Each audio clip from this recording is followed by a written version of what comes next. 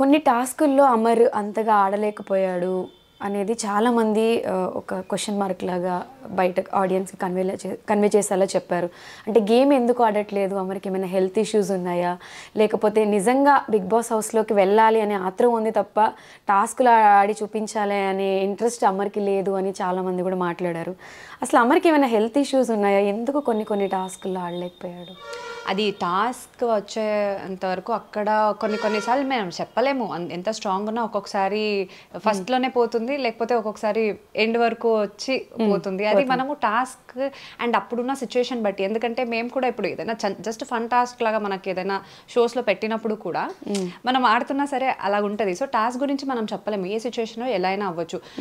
పెద్దగా కండలు ఉండి మంచిగా ఆడేవాళ్ళు కూడా ఒక్కొక్కసారి స్టార్టింగ్ సెకండ్ థర్డ్లోనే ఓడిపోయేది కూడా కొన్ని ఉన్నాయి. సో అది డిపెండ్స్ అంతే. కానీ హెల్త్ గురించి వస్తే డెఫినెట్గా అమర్కి ఇంతకు వెళ్లే ముందే కూడా విపరీతమైన బ్యాక్ పెయిన్ ఉంది. ఇంతకు ముందు ఒకసారి మనం నీతోనే డాన్స్ కోసం ఒక ఇంటర్వ్యూ, అంటే బిగ్ బాస్కి వెళ్లే ముందు ఒక ఇంటర్వ్యూ చేసినప్పుడు కూడా దాంట్లో మనం మెన్షన్ చేసాము. కానీ ఎందుకంటే వాళ్ళు కూడా అడిగారు కాబట్టి డాక్టర్ కూడా ఆ రోజు మళ్ళీ ఫిజియో కోసం వచ్చారు, వెళ్ళే ఒక రోజు ముందు కూడా. ఓకే, సో అందుకోసమే అది టాపిక్ అప్పుడు వచ్చింది. కానీ ఒక్కటి ఏంటంటే అది పెట్టుకొని అమర్ లోపల సింపతి గెయిన్ చేయడానికి కోసమో లేకపోతే ఇంకోటి ఏదో నాకు బాలేదనేటట్టు ఎప్పుడు ఏది ట్రై చేయలేదు. ఎంత పెయిన్ ఉన్నా భరించాడు. నేను ఎందుకు చెప్తానంటే నీతోనే డాన్స్ ఫినాలే రోజు అసలు నిజంగా చెప్తున్నాను 3 పెయిన్ కిల్లర్ ఇంజెక్షన్స్ వేసాము. డాన్స్ షో కోసం, ఓన్లీ ఫినాలే రోజు అంటే ఆ విపరీతమైన బ్యాక్ పెయిన్ వల్ల కంటిన్యూస్గా మనం 8 minutes డాన్స్ చేయాలి, మొత్తం డాన్స్ ఉంది, ఇన్ని రోజులు కష్టపడింది ఈ రోజుతో పోతుంది కదా అనే దీనికి. అండ్ పెయిన్ ఉంది కదా, ఇది నమ్నెస్ అంటే ఇది చేస్తారు కదా, ఆ క్రీమ్ కూడా రాసి అంటే నమ్మగా ఉండాలి, అది తెలియకూడదు అని చెప్పి అవన్నీ చేశాము. అంటే రకరకాలుగా ట్రై చేశారు ఆ రోజు, ఆ పెయిన్ కనిపించకూడదని. పెయిన్ కనిపించట్లేదు అనుకున్నాడు, కానీ స్టార్టింగ్లో కొన్ని స్టెప్ చేసేటప్పుడే మళ్ళీ ఆ పెయిన్ వచ్చేసిందంట. అక్కడ అరిచాడు యాక్చువల్గా. నేను ఒక సెకండ్కి బ్లాంక్ అయ్యా. తర్వాత నాకు ఒక మాట చెప్పాడు ఇంతకు ముందే, నేను ఆగిపోయినా నువ్వు ఆగకు, నువ్వు చేయి అని చెప్పి. అది మళ్ళీ మైండ్లో పెట్టుకొని వాడు అరిచినా సరే నేను కంటిన్యూ చేస్తున్నప్పుడే లైవ్లో లైవ్లో అది టెలికాస్ట్లో ఎవరికి తెలియలేదు. ఒక ఫ్లిప్ చేస్తాడు ఫస్ట్ ఒక సాంగ్లోనే, మనకు ఒక 6 songs ఉంటుంది దాంట్లో. ఫస్ట్ సాంగ్లోనే ఒక ఫ్రంట్ ఫ్లిప్ చేసినప్పుడు first time okay, second time చేసేటప్పుడు అమ్మా అని అరిచాడు అక్కడ. అరిస్తే నాకు ఒక్క సెకండ్కి ఇలా వేరే స్టెప్ చేస్తుంటే నేను ఒక్క సెకండ్కి ఇలా మైండ్ అక్కడికి పోయింది.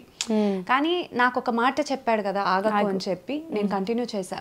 బ్యాక్ పెయిన్ ఎంత ఉన్నా ఒక్క చోట పడిపోయినా సరే మళ్ళీ లేచి వచ్చి మళ్ళీ చక్కగా డాన్స్ చేశాడు. అది నేను చూస్తే అంత పెయిన్ పెట్టుకొని ఎవరైనా సరే పడిపోతారు, కానీ మళ్ళీ లేచి వచ్చాడు. అంత పెయిన్ నేను చూశాను. కొన్ని వీడియోస్ నా దగ్గర ఉన్నాయంటే ఆ ఫిజియోథెరపీ చేసేటప్పుడు బట్టలు ఇలా పెట్టుకొని ఎంత అరిచాడు అనేది కూడా నా దగ్గర వీడియోస్ ఉన్నాయి. అంటే పెట్టుకుని ఎక్కడ పెట్టలేదు, కానీ మనం పెట్టుకున్నాం అంతే. సో అంతవరకు పెయిన్ అనుభవించే బిగ్ బాస్ లోపలికి వెళ్ళాడు. అన్ని మెడిసిన్స్ ఇచ్చి పంపించాము. సరే అంటే లోపల చెప్పుకోలేదు కదా, నేనేమనుకున్నానంటే ఓకే ఇట్స్ బెటర్ అనుకున్నాను. కానీ మొన్న వెళ్ళినప్పుడు చెప్తున్నాడు, ఈ బ్యాక్ పెయిన్ ఇక్కడ నుంచి ఇక్కడికి షిఫ్ట్ అయింది తెలుసా, నాకు విపరీతంగా పెయిన్ ఉంది ఇప్పటికీ కూడా అని అంటున్నాడు. అదేంటో మరి చెప్పొచ్చు కదా, నువ్వు ట్రీట్మెంట్ తీసుకోవచ్చు కదా అంటే, పర్లేదులే ఇప్పుడు అది కూడా చెప్తే దాన్ని కూడా నేనేదో అడ్వాంటేజ్ తీసుకుంటున్నాను అంటారు, లేకపోతే ఏంటి ఒక రీజన్ చెప్తున్నట్టు అంటారు, అందుకే నేను ఆ మాట చెప్పట్లేదని నా దగ్గర చెప్పాడు. ఇప్పుడు ట్రీట్మెంట్ అయితే ఏం అవ్వట్లేదు దానికి. నా క్రీమ్ అయిపోయింది, నేను క్రీమ్ ఇప్పటికీ కూడా పంపిస్తున్నాను. ఆ పెయిన్కి ఏదైతే క్రీమ్ ఉంటుందో డాక్టర్ ఇచ్చింది, వెళ్ళినప్పుడు కూడా అమ్మ అయిపోతుంది మళ్ళీ పంపించేసే అని అన్నాడు. ఇప్పటికీ కూడా ఆ పెయిన్ నైట్ టైం వేసుకునే పడుకుంటున్నాడు. అంటే జనాలకి తేజు బయటకు వచ్చి మాట్లాడి చెప్తే ఇది తెలుస్తుంది.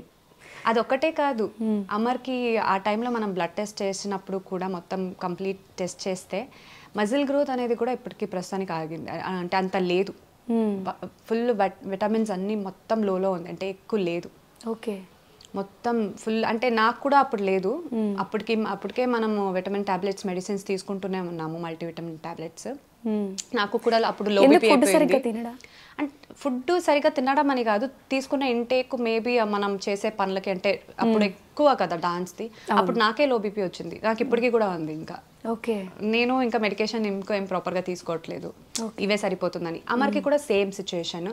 రీసెంట్గా అన్నారు కదా ఐవిల్ తీసుకుంటున్నాడు చూపించుకోకుండా అని చెప్పి. యాక్చువల్గా నాకు అంటే ఎవరో ఇన్స్టాగ్రామ్లో చూస్తేనే నాకు ప్రాపర్గా నాకు ఇన్ఫర్మేషన్ రాలేదు లోపల నుంచి.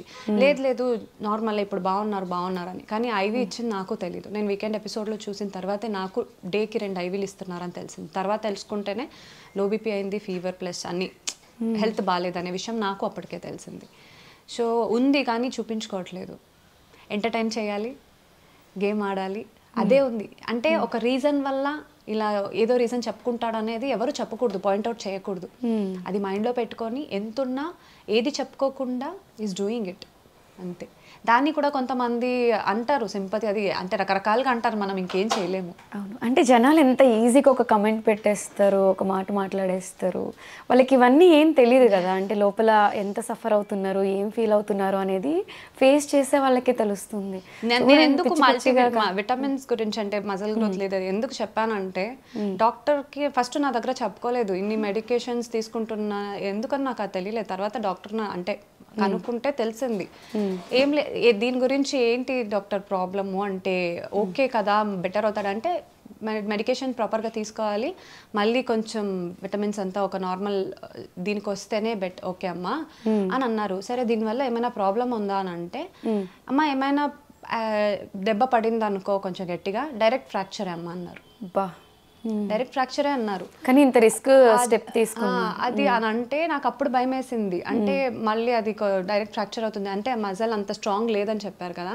నాకు అందుకే బిగ్ బాస్కి వెళ్ళే ముందు నాకు భయం వేసింది, అంటే టాస్క్లో కానీ ఏదైనా. సో నేను ఏం పంపించానంటే, నువ్వు ఎక్కువ టాస్క్ అని చెప్పి అని ఆడేయకు, ఎందుకంటే హెల్త్ ఇంపార్టెంట్, ఏదైనా అయిపోతే తర్వాత ఎవరు అడుగుతారు వచ్చి, వద్దు అని చెప్పి నేను పంపించా. ఓకే, అంటే హెల్త్ ఇంపార్టెంట్, గేమ్ కాదు అనే నాకు నా కన్సర్న్ అది ఉంటుంది కదా. కానీ లోపలికి వెళ్ళిన తర్వాత టాస్క్ వల్ల గేమ్ వల్ల ఇంత మాటలు పడుతుంటే ఏందబ్బా అనుకున్నా. కానీ అది కూడా లెక్కించకుండా, అది కూడా చెప్పకుండా తర్వాత ఇంప్రూవ్ అవుతూ వెళ్ళిపోయాడు. అరే ఓకే జాగ్రత్తగా ఉంటే చాలానే ఉంది అంతే ఇంకా. ఓకే.